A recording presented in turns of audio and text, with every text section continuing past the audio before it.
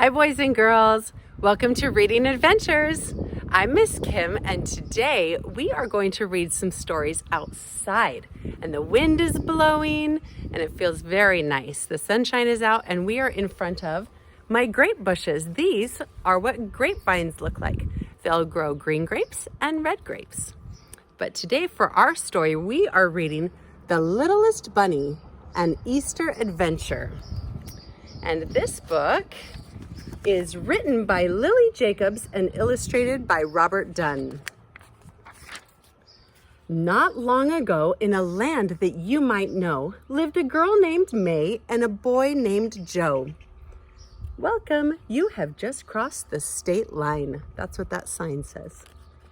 They were brand new in town and longed to explore, make new friends, have adventures, and many things more. Ooh, look, they're at the Happy Pet Store. Do you see the pet store? Have you ever been to a pet store? Or a place where you can adopt a pet, like a cat or a dog? That's where they're at. On the day before Easter, they rode into town. They went to the pet store and looked all around. There in the front was a pen full of bunnies. The small ones were cute and the big ones were funny. They played with the bunnies and thought for a bit, and then they agreed on the most perfect fit. That means which one they wanted. The littlest bunny with the sweetest small hop. He's ours, May announced. Let's call him Flop. So Flop joined the family that sunny spring day. The littlest bunny was now home to stay. They played with the bunny until it was late, then settled Flop into his cozy, snug crate. That's his little home. May gave Flop a kiss and Joe patted his head, and then the two children both climbed into bed. A soft evening breeze flew in through the window, and May and Joe smiled as they slept on their pillows.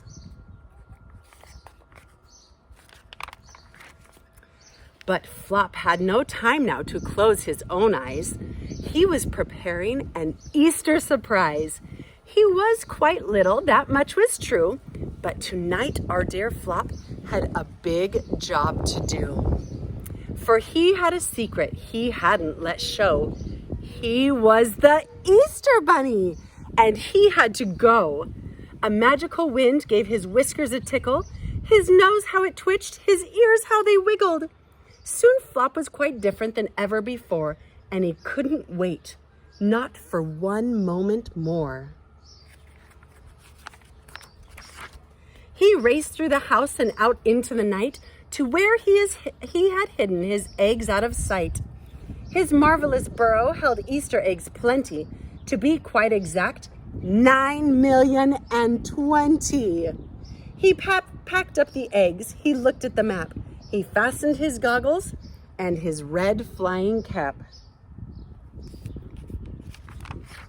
Then Flop hopped right into his hot air balloon, and soon he was soaring as high as the moon. What color is his hot air balloon? Very good, it's yellow. As he watched his first stop grow nearer and nearer, his big Easter mission became even clearer. Look at all those buildings that he is going to take Easter eggs to. First, Flop balanced eggs on a tall building top. Then he went to the park spreading eggs as he hopped. Look, we have one egg, number one. There's number two. Let's look for 3 and 4. And then he dashed off for an Easter home run. Then quietly hid chocolate eggs one by one. Do you see number 3 in this picture? Very good.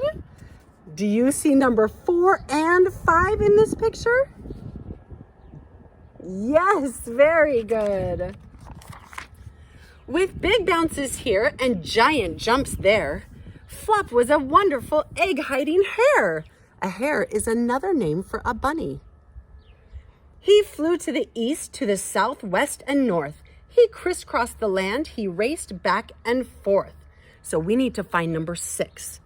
Do you see a number 6 in this top picture? Very good, hiding by the barn. And we need a number 7 down here. Do you see number 7 in the middle? Very good. And we need 8, 9, and 10 in the bottom. Let's see if we can find number 8. Do you see 8, 9, and 10? Yes, very good. Great counting. All over town, Flop stashed tasty treats. He hopped up the hills and raced down the streets. Look, we're looking for 11 and 12. There's 11 and 12. Very good. But rush as he might, his long list went on. Flop was delivering his eggs until dawn.